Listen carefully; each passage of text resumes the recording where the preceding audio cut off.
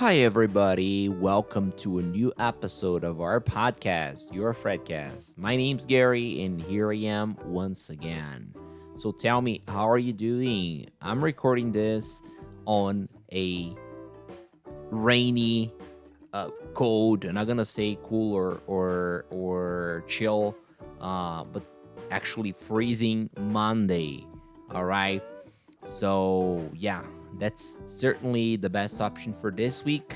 Not only today, not only Monday, not only at this precise moment, but probably for this whole week. The best option will be go grab a cup of something hot, something extremely hot, hot chocolate, hot coffee, hot tea. I don't know, up to you, whatever. Yeah, you guess it right. Whatever it takes for you to relax. Enjoy me in this interesting and exciting and related to sports conversation. Yeah, today we're going to talk about soccer, and this is the only, apart from the title, of course, this is the only time I'm gonna say this word for this specific episode because, despite of the fact that I speak a more of an American accent, I believe you guys tell me. Um, there's one word I like it better in the British version. That is football. Okay, so from now on, my American friends listening to this, please forgive me, but I'm not gonna say as a good Brazilian. I'm not gonna call football any other name than it is. Okay, if at any point I have the needs to talk about the American football, then that's it, American football. All right, not what you guys call. Yeah, I'm gonna have to say it again, soccer. Yeah, do we have a deal? So, as I already said, you go grab something hot to drink to warm up your chest and yourself. um, and let's do it. So, as I said, I'm recording this on a Monday. Uh, More specifically, more precisely, Monday, July 15th, 2024. That is, if you have a good memory, if you love football, the right day after the both pretty exciting final games from Eurocopa and Euro Cup, I guess in English. I'm not sure. We call it Eurocopa here in Brazil, whatever. And of course, Copa America. We had two pretty exciting and amazing matches yesterday. There was Spain versus England. Spain won the cup, won the Euro Cup, and Argentina beating Colombia, and being the champions of for second time champions of the Copa America. There's no way to translate that. Anyways, Copa America is Copa America. So yeah. Anyways, I couldn't help but think the past in the past days, not exactly yesterday that I was watching the matches, but in the past days I was just wondering how football is effectively the universal sport. All right. Of course, when I say universal, I mean that it's our planet, the whole world, right? Because I was just wondering. Well, there are so many other exciting and amazing sports, ball sports that are just categorized here. Ball sports. Not that the other sports aren't interesting. Of course they are, but I want to be more specific here. So about ball games, we don't have anything in my as far as as far as I see the world, we don't have anything remotely close to football when it comes to being a sport that is played and appreciated, for lack of a better word, everywhere. Okay, take for example the American football. It is wow. It is a bomb in America. People just are absolutely passionate about it. Even more passionate than football itself, that they call soccer. And the reflects of that can be seen in the results that USA has when it comes to football, what they call soccer. You see that Copa America, they didn't even classify from the first stage, from the group stage. In the World Cups, they never even got close to winning a World Cup, except for the female version. Yeah, female category, women's category. Yeah, that's they're big in there. But it's another part of this episode. I'm gonna talk more. But anyways, so they just love the American football, right? Because that's their kid, so to say, right? Um, and that's fine. That's great. There, it is a sport appreciated everywhere. We can say, as far as I can tell, but not in a generic way, not in a generalized way, right? So for example, I know people here in Brazil who love American football, who even got to play American football, but it's just half a dozen guys, you know. If I just make a comparison, bringing football, well, there's not even comparison. Like, you know, no, thousands of people, directly or indirectly, who are passionate about football. And then you may ask me, you can say, well, Gary, you're in Brazil, so yeah, that's a country where people love it. So it's not a fair comparison at all. Sure, of course. I know if I make a comparison, if I go to the States, walking in the streets and start asking people, you know, like how many of them are passionate about football and how many of them are passionate about American football. I believe there's any American listening to me right now, just comment whatever, wherever it should be possible. But I am absolutely sure that American football will beat football by far, okay? But not that far, okay? For example, here in Brazil, if I just walk up in the streets and start asking people, I'm gonna have a proportion of one American football fan for 10,000 football fans, all right? In the States, I have the impression that this proportion will be pretty less drastic. I would let me try to bring this number. I think that the proportion would be like 1 out of 100. You know, one football fan out of 100 American football fans. You know, or even closer, right? That's the impression I have. I don't know if I'm right. You guys tell me. But nevertheless, let's get out of Brazil, Europe. Okay. Well, again, my impression is that in Europe we would have a brilliant proportion, way bigger proportion for football versus American football, right? Of course, I'm not. This is not a fight between sports. You like whatever you like it, whatever you may feel like enjoying. That's not a problem. I respect all sports. I think that they all have their values. You know, I'm not here to undermine or, you know, or try to say that this sport is inferior than that sport. That's not my point. Absolutely not my point. Not only in this episode here, but at all in life. That doesn't even make sense. I'm way past the 5th grade, if you know what I'm saying. But yeah, in Europe, football will be way more popular. In England, even more than in Brazil, I would say. Like, that's their kid. American football is their kid, and football is the American's kid, and football is British people's kid, basically. All right. So, and then we may take our flight to other places, to Asia, for example. Okay, China. Okay, I'm not sure people are exactly big fans of football in China, but China is in the World Cups. Okay, in the past World Cups, they were there. So I see there is something going on there. Japan, yeah, they got a lot from America. And surprisingly enough, I think that if you had that dispute, quote unquote, versus American football, that between American football and football, I believe football would win. They're probably for more of a how can I put it, physical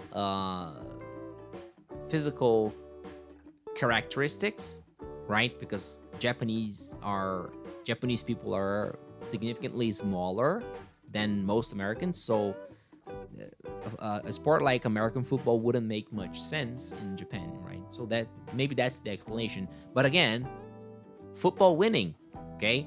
And then you go to Australia, and then you go to Africa, all right? So it's fair and simple to say that the FIFA World Cup is the most important event, is sports event in our planet. We never People don't talk about it, right? People don't just they just go like, okay, that's the FIFA World Cup, you know. And all of a sudden, years ago, I as a good Brazilian, I follow the World Cup as far as my memory goes back in time. I remember watching it with my parents and family and friends, but it wasn't until quite recently, having like, following people from United States, that I realized that when it comes to the World Cup, even they are watching it, well, we don't watch the NFL, for example. Of course, it's not a fair comparison because NFL is a yearly and local championship, right? Okay, I get it. But my point here is how deep. We don't have a clue of how deep football is, in fact. All right, so having done this extensive introduction, I would say I haven't much more to say other than trying to figure out the reasons why football is such an important and popular worldwide sport. Um, of course, I can only theorize here. I can only talk about things I believe, I think. I never read any studies conducted on it. And to be honest, I don't even believe there are studies related to this topic specifically, so I can do anything else but theorize, but to talk about things I believe. Well, first of all, I think that point number one is that football isn't a too aggressive sport like American football, for example. It is pretty aggressive. You have to be big, you have to be strong, right? Of course, there are different positions that require more or less strength, but they all require their players to be minimally strong, minimally, meaty, if you know what I mean. Yeah. Let's take other sports in consideration, and ball sports. Okay, so our conversation that doesn't take forever here. Okay, basketball. It requires people to be tall, right? I know there are basketball players that aren't that tall, but that's an exception, right? That's an exceptional scenario. In general, you cannot do just great theoretically or statistically, if you prefer, at basketball if you're not at least 6 feet tall. Oh, I'm not using the metric system here, because if I'm not saying soccer, I'm not gonna use a metric system here. It's a personal fight versus you Americans. Just kidding, guys. I love you. For those who don't get it, 180, 1 meter 80 centimeters. Okay, so if you're not at least 1.8 tall, farewell if your dream is becoming a professional basketball player. All right. I don't mean to discourage you, go for it, but your job will be twice as hard, than than your peers, right? So yeah. What about baseball? Okay, so basketball. So yeah, I have to be tall. And truth of the matter is that, in general, the population isn't that tall. People in general aren't taller than 6 feet, aren't taller than 180. I myself, I am 175, right? So even me, I couldn't become a professional basketball player even if I tried, I believe. So yeah, again, I know there will be exceptions here and there, but exceptions are exceptions, all right? So baseball. Okay, it's a cool sport. I just find it very interesting. But again, truth of the matter, it is a quite complex sport, right? Not everyone can get it precisely, okay? But I know people love it in all different places in the world. In Japan, people love it. Some places of Europe, but not as much as football, guys. Let's just be realistic here, all right? And especially in the States, of course. They certainly love it there way more than they love football, I believe. You guys, you Americans tell me. So yeah, what other volleyball's another ball game, pretty popular ball game. Again, you have to be tall, right? You have to be tall. And here's a intriguing and apparently um, contradiction. Okay, an apparent contradiction between what my item number one about like football not being a very aggressive sport. Okay, notice that I say not very aggressive. I'm not saying it's not a aggressive sport. Of course it is. People get hurt a lot, by the way. And I'm not talking about the natural injuries like the knees and stuff because you're forcing it a lot. No, that's not what I'm talking about. I'm talking about like uh, fouls, and body contacts that happen to happen during the matches. All right, that's what I'm talking about when I say get hurt, injuries. Um, it is so. It is a body sport. You have to defend it.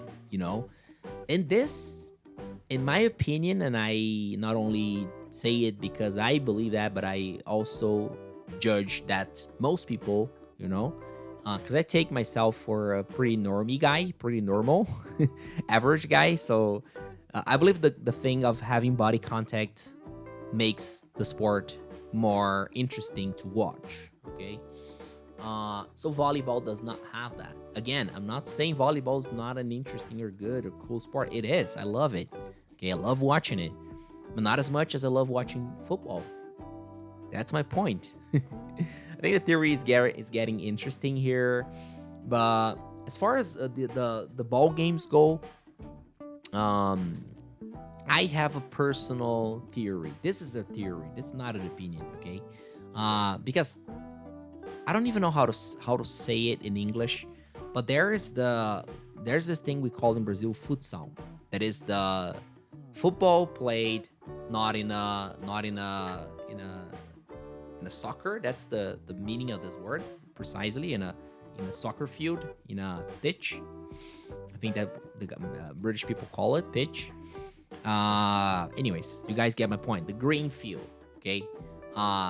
So futsal, and also you could say handball, okay, are not as exciting as football because they're not played. Okay, handball has gigantic differences. Like handball, you play with your hands. This alone, actually handball is a variation from football, right? So yeah, it's natural for it to be less attractive, quote unquote, than football.